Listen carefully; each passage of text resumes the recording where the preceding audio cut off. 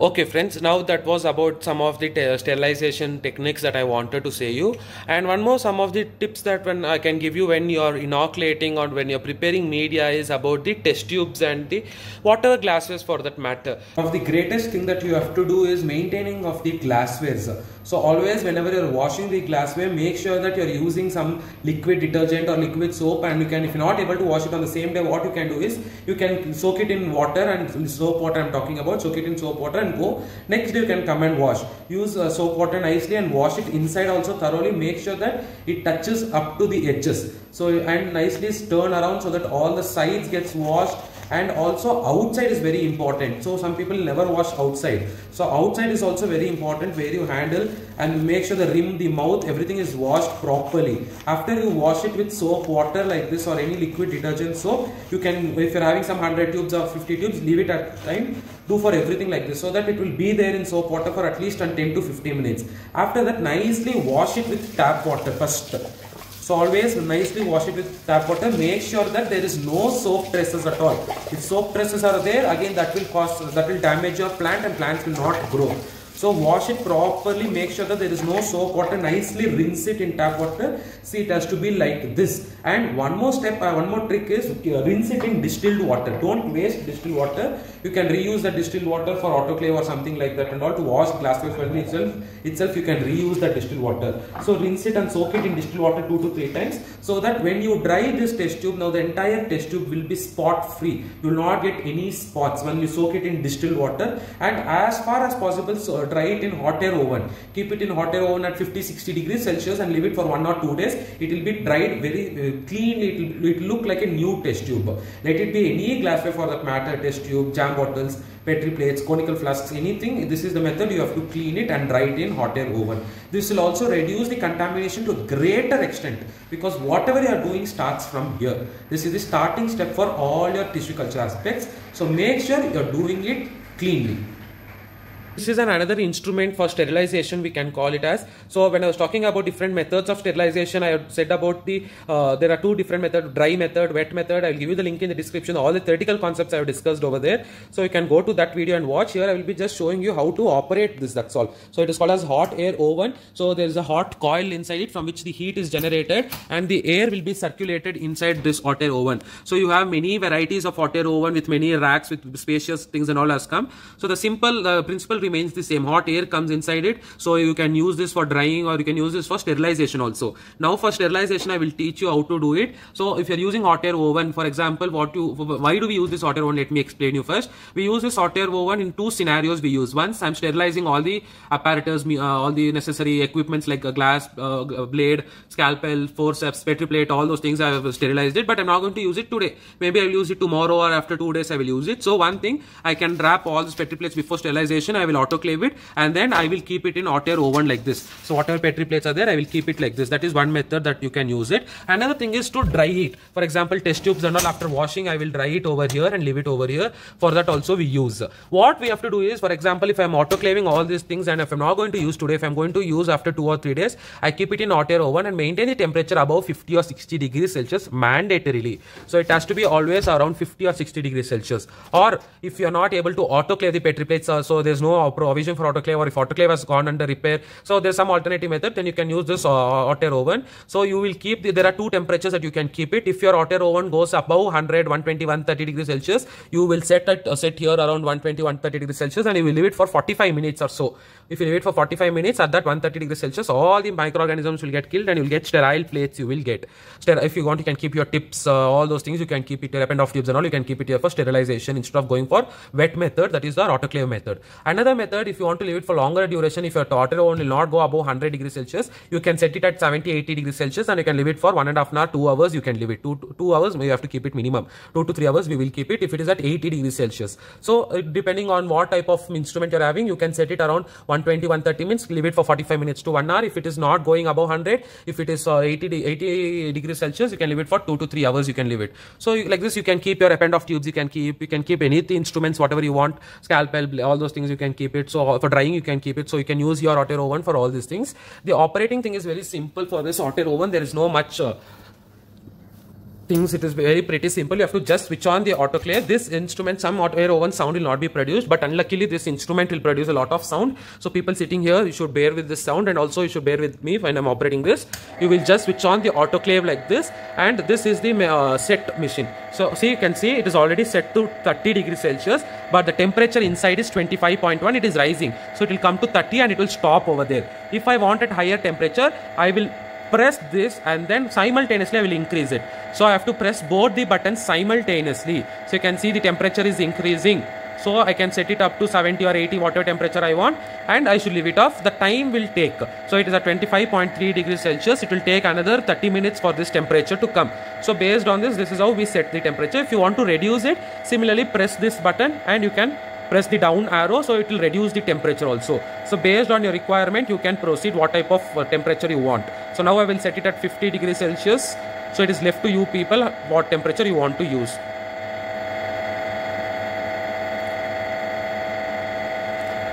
So this is how we use hot air oven for sterilization purpose. So whenever you're using test tubes or any petri plates, one more tip is put this inside autoclavable cover like this. For example, these are test tubes that some for microbiology work we might use, like for cereal dilution, for all those things we will use, right? So you will make cotton plugs also, and if you just keep it like this itself, what will happen? Water will enter inside.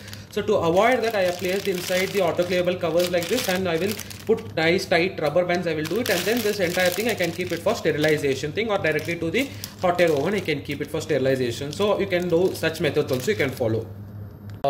In nature you can get two types of test tubes. One is with the rim, so you can see the rim over here. So this is called as a rimmed tube, and there is no rim over here. This is called as a rimless tube, it is called as. So you can use any of this. These are called as boiling tubes, test tubes, or for anything. So this will be 55 ml will be there. Volume is 55 ml. The length is 25 into 150. So one thing that you have to always prepare, keep in mind when you are preparing cotton plugs or anything, there are two methods. If you can either use cotton plugs or you can use test tube caps. So I'll say you both advantage and disadvantage of both of these things. So cotton plugs, you have to use non-absorbent cotton, because when you are keeping this in the sterilization for autoclave, the media will boil, so that this cotton should not absorb of the moisture or should not absorb the water content. So you have to use always non-absorbent cotton, and outer coating I have given muslin cloth. You will know cheesecloth or the muslin cloth, right? So I have covered with that so that I can use it for multiple times. If you're doing microbiology work, they will not use multiple times. They will always fresh preparely. If you're using tissue culture, we will be using 200-300 tubes at a time. So it is impossible for us to prepare everything freshly. So we always do it ready-made like this. I made some 300-400 cotton plugs before starting my tissue culture work, and I have always covered it with muslin cloth or cheesecloth like this using non-absorbent cotton. And when you're preparing that cotton plug also, it is also a skill that you have to know, that you have to stuff it nicely and prepare it. And when you remove this, you have to get that tuck sound. So I hope you can hear that sound. See, it is tightly fitted. So this is how a proper cotton plug should be made. When I remove this, that tuck sound should come. So that means your cotton plug is tight enough. Then there are 100% you can be sure that there will be no contamination if you are following these techniques. So this is one technique that you can do. So you need cotton plugs, and cotton plugs you can use for any of the test tubes, either for rimmed ones or for rimless one. For both you can use whichever test tubes you're having. This is one advantage of making cotton plugs. If you are going to use these test tube caps, these test tube caps cannot fit into the rimmed tubes. So if you're having rimmed tubes, the test tube caps is waste for you. This is around 3 rupees or 2 rupees something one cap will cost, and you have to buy in bulk. You'll get 100 caps. So these are all autoclavable. So this will fit only for the rimless test tubes like this. It will fit. And also you should make sure that some caps will be loose and some caps will be not fitting properly. So make sure that it fits tightly. And this is one thing. And also one more thing, after you inoculate it or before you there are two things. Some people after pouring media, they put test tube cap. This is called as cling wrap or food wrapping tape, it is called as. So people will use this, wrap this nicely and then keep it for autoclaving. Then after when doing inoculating, they will remove that and then they will inoculate. Again they will wrap it. I will not suggest that because it is more time consuming and it is waste of all your clean wrap also. And when it gets autoclaved, what happens? It is like similar to plastic things. So it adheres to the test tube caps and it properly doesn't go also. So one thing what I suggest or what I practice is I don't use clean wrap and I'm going to keep for sterilization. I just put this and I make sure that it is tightly fixed. Then I keep along with media for sterilization. And after when I'm going to inoculate, after I inoculated it, after that I'm going to put this clean wrap. So there are two things. There is something called as clean wrap and there is something called as parafilm. Both means the same. So this is called as your parafilm. So you can use this also, or clean wrap, whichever it is available to you. So I will just show you this also once. So you have to just cut a small piece of parafilm like this. Make sure you use all these things very judiciously, because it is very costly, especially tissue culture process is a costlier process or costlier method. So make sure that you use everything judiciously. So you just remove this. It will be having two wrapper. So one transparent paper like thing and one actual plastic like thing will come. This paper like thing is waste, that should be thrown to the dustbin. So this is your parafilm. So you will wrap it tightly like this. So you have to just keep your finger over here like this, and you will just extend like this. So when you extend, it is like elastic thing, so it gets extended, and tightly you have to fix it. That is the important thing.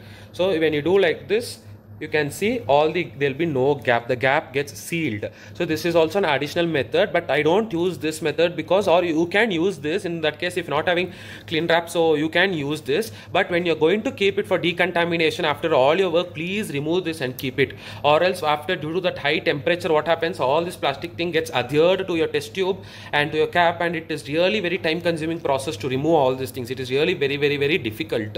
So I advise you, before keeping it for autoclave or before keeping it for decontamination, just remove this and then keep it if you're using this thing, because it becomes very difficult to remove if you're just keeping without removing, because of this plastic adhesive nature.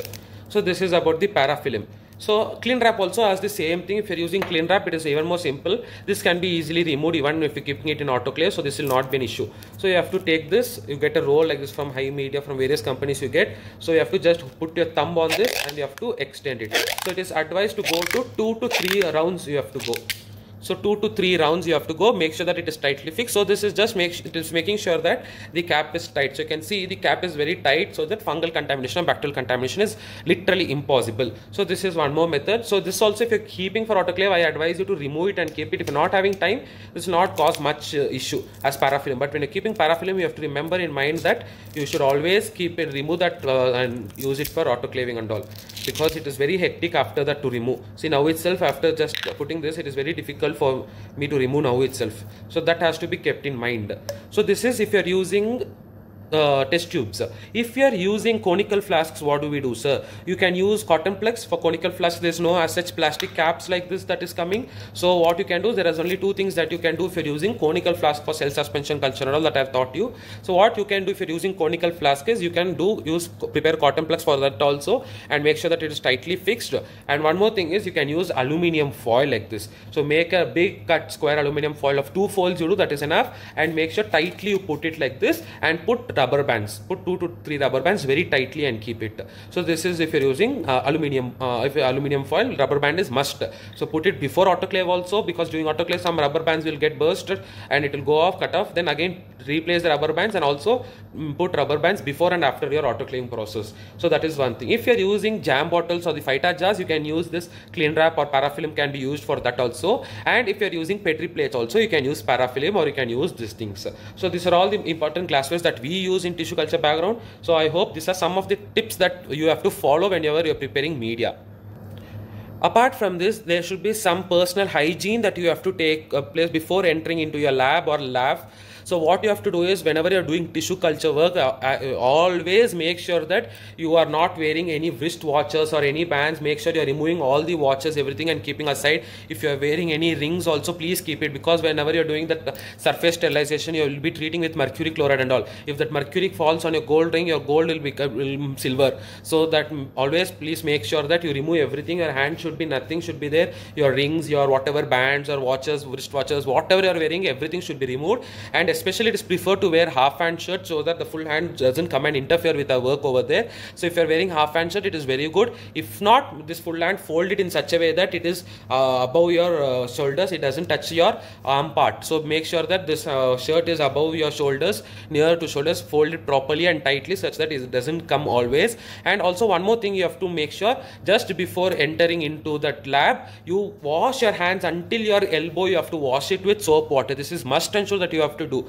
You have to wash complete both the hands up to elbow level with soap water and tap water, and don't take a towel and wipe it. Let it dry on its own. Nicely shiver your hand, wither your hand like this, and let it dry on its own. Don't go and touch any surfaces until you enter the lab. So, and don't use any kerchief, napkin and towel to wipe your hands after washing, because there are chances that contamination come from there also. And one more thing that you have to keep in mind is lab coat. The lab coat should be frequently washed, because they are the one that gets easily dirty, easily polluted, easily contaminated also. When I am wearing lab coat and sitting in front of the lab, there are very high chances that microorganisms from lab coat will enter into the lab chamber also. So always make sure that you are wearing a clean lab coat. Wash it every month, 2 months once, wash it. And also there is something called as cabinet, UV cabinet for your clothes, lab coats and all. So you can just keep it once. I will show you that also, what else you can do.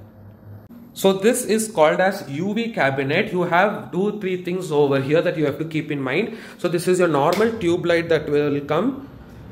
This is the fan that will come. This is your normal tube light. So if you put tube light, so it is just for the light purpose. You have many shelves over here. You can use your lab coats, you can keep your media, also whatever trays if you're using, or weighing balance that you're using, everything can be kept over here for sterilization. So this is for tube light, and you have UV radiation also over here, and you have light also, light fan also you have. So whenever you are going to enter the tissue culture, so this is my tissue culture research lab. So just before entering the tissue culture lab, we will keep our lab coats here, and we will just close this cabinet door like this, and we will switch on the UV light. So we will switch on the UV light, and always make sure that whenever the UV is on, don't be in that surrounding area at all. So we keep it for 10 minutes or 15 minutes, then we switch it off the UV, and then we take the lab coat from this. Wearing that lab coat, we enter. And also whenever you are entering tissue culture lab, you also make sure that you are not wearing shoes, socks, anything. Not only removing the shoes, even the socks should be removed. So you should enter barefoot with that only, and always make sure that you are maintaining the cleanliness and hygiene of the tissue culture lab.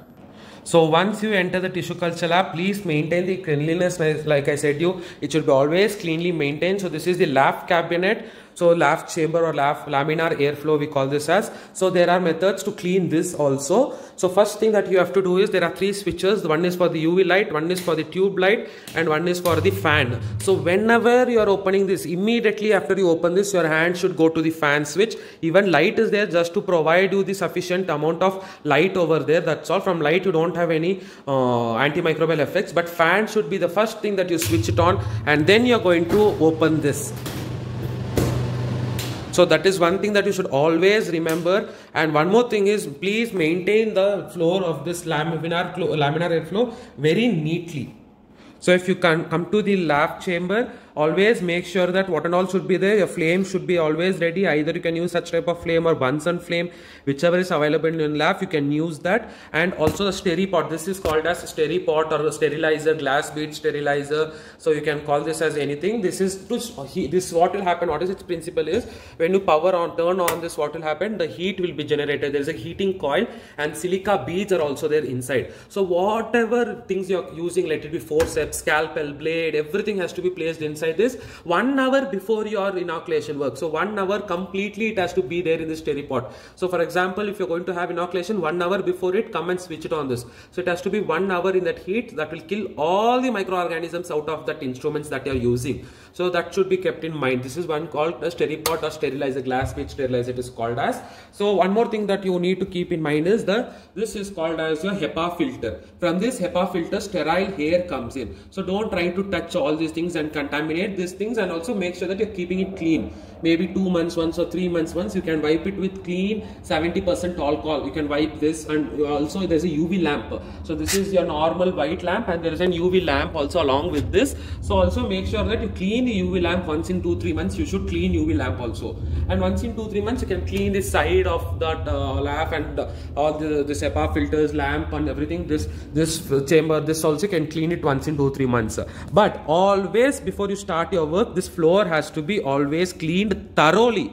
not just for namesake. You can use, I'll give you two options. You can use either 70%, 60%, 80% alcohol you can use. So depending if alcohol is not available, you can use 60%, 70% diluted alcohol. Also use the same principle we are using in today's sanitizers also. Today, to overcome this coronavirus, we are using 70% alcohol, because alcohol kills viruses and bacteria, microorganisms. So you can use the 70% alcohol. That is one option. Or you can use spirit also. So what, first you have to spray nicely the spirit over the entire floor chamber, and then you have to wipe it using absorbent cotton cleanly from the starting of this floor to this end. You have to clean it from here till this end. So the entire area should be cleaned. This flame, this pipe, everything should be cleaned before you start your tissue culture work. That is also very, very important. So clean it with 70% alcohol or spirit you can use to clean it. Make sure the stirring pot is on, and once after all this is done, whatever petri plates, whatever glassware, media, everything is there, keep it inside this and switch it on UV, so that you will get dual sterilization benefit will be there. So always anyhow the media is sterilized it, but when you keep it inside this, close this, make sure your fan is off, light is off, and then switch on your UV. So when you switch on this UV, what happens is, because of this light exposure, you're not able to see UV. So when you switch on the UV, please make sure you are keeping all the necessary stuff that you wanted for your experiment. Plan it advance. Let it be small glasswares, let it be petri plates, whatever it is, keep it inside it, along with the media also. That is my technique that I follow. When whatever I am doing it, I keep it over there so that it gets dual sterilized also. And I leave it for 15-20 minutes. If the LAF is not used, you're not using it, you're operating only 10 days once, 15 days once, then leave it for 30 minutes. If you're using every day, then 15 days you can keep it. After you finish your work also, clean the lab floor with 70% alcohol and spirit, and switch on the UV and go for 10 minutes, and then you come and switch it off. So this is all small techniques that will help you to overcome the contamination. This all will think comes with the expertise also. So that is also one more thing that you should remember. One more thing, when you are inside the lab, make sure that your shirt should be fully rolled up through the sleeve, and it should not come and interfere with your lab chamber over here. And also you should be keeping in mind that once you keep your hand inside, you're not supposed to take this hand outside for any reason until you finish all your work. So everything should be near your hand itself, and you shouldn't go out, come in, go out and come in. And also please don't talk when you're performing. Just for demonstration, I'm showing you in this video. Don't talk with your friends and also because from the mouth also the contaminations will happen. So make sure that, and also just before starting, what you have to supposed to do, spray 70% alcohol to your hand up to shoulder level, up to hand level. How much are you keeping inside? Up to that part should be nicely sprayed with 70% alcohol, and you can start your work. And one more very important technique is the flame. So this whatever you are doing, inoculating, everything should be around this flame itself. So around 5 to 10 centimeters around this flame, it is considered to be as sterile condition. Sterile environment is maintained. So whatever you are doing it, every work should be done within this circumference of 5 to 10 centimeters circumference only you are supposed to do it. And for example, if you are doing it in conical flasks or anything, just make sure that the mouth is always towards the flame. Don't keep your mouth like this and do the inoculation work. The mouth should be towards the flame. Let it be conical flask, jam bottles, test tubes, anything. The mouth should be away from you. It should be towards the flame, and you can use any forceps, scalpel to inoculate like this, and you can do anything. One more thing is, often maybe some 10 minutes or 15 minutes, if you're doing inoculation work for 2 hours or 1 hour, after 20 minutes, 30 minutes, again rub your hand, again rub the floor with 70% alcohol or spirit, and show the instruments to the flame. So the stirring pot will be always on. So once, for example, if you're using this forceps for 15-20 minutes, avoid using this for more work. So keep back this forceps and take a new forceps from the stirring pot. So make sure stirring pot is also close to your work, and take a newer forceps after 30 minutes or so of your work. If you're working for 1.5 hours, 2 hours. So when I do inoculate, I do for some 100, 120 tubes. I hardly get any contamination. Out of 100 tubes, only 1 or 2 tubes will get contaminated. Initially, I used to face all this contamination. Initially, I used to get 40, 50 tubes. I used to get contamination. With over time and expertise, we can overcome this. So this one thing is, always show this to the flame, show it properly to the flame. So if it is a test tube, if you're having semi-solid media, if you added agar, it becomes semi-solid media. You can show it inverted like this also, so that the flame enters into this region and all this region gets sterilized. Show it nicely in this way. You can show it and show it to the flame nicely, and take everything in front of flame and inoculate it. So don't go away. This should be done. And once in every 30 minutes, you can also clean this floor again with 70% alcohol or spirit, and spray your hands with 70% alcohol spirit every 30-45 minutes. minutes, you can do it. If you're working for the entire day, maybe after 1.5 or 2 hours, you can close the cabinet, you can put on the UV for another 10-15 minutes, and you yourself can take some break also. So that can also, because when you're doing continuously, what happens, there are chances that the contamination might occur from any source, your hand, your sweat, or your air from the body, from the lab coat, from any sources it might enter inside. So it is always advised whenever you're doing like this is after 30-40 minutes, you clean that floor again, wipe your hands with alcohol again, and also show like this. And also Petri plates, whenever you're using Petri plates, I always follow this method. That is also another important technique why I am not getting contamination, I feel so what I do is, after I always clean the Petri plate with soap water, and then I dry it in hot air oven. I autoclave it, I wrap it with newspaper, and I autoclave it. If I'm not using it today, I keep it in hot air oven at 50-60 degrees Celsius. It should not be less than 60 degrees Celsius. If you're not using any instruments today, you can keep it in hot air oven. Make sure the temperature is not below 50 at least. It has to be above 50-60 degrees Celsius. So, and you can come next day and you can take it from hot air oven also. And when I'm keeping it, I expose it in UV for some 15 minutes. I keep it. Again, I pour little bit of alcohol and I light it, that Petri plate also. I pour little bit 70% alcohol or spirit and I just light it. So the flame will be coming. So that Petri plate also burns for a while. That will ensure that 100% all the microorganisms are killed. That is one more thing. And avoid taking hand out, like how I did for wiping my hand. It is a common practice for a man. When he comes and sits near the lab, I always feel like I have to itch or I have to scratch or like that feelings will come. So suddenly if call will come, so many things will come. Make sure that when you're inside the lab, you're not removing hands for anything else until and unless you finish every work completely. So that is very, very important thing. So if you just follow these 3-4 techniques inside the lab itself, maintaining washing with proper 70% alcohol and spirit, make sure it's not diluted too much. And if you're following surface sterilization methods properly and all those things, if you're showing near the flame and doing it, there is 100% chance that you'll never get contamination at all.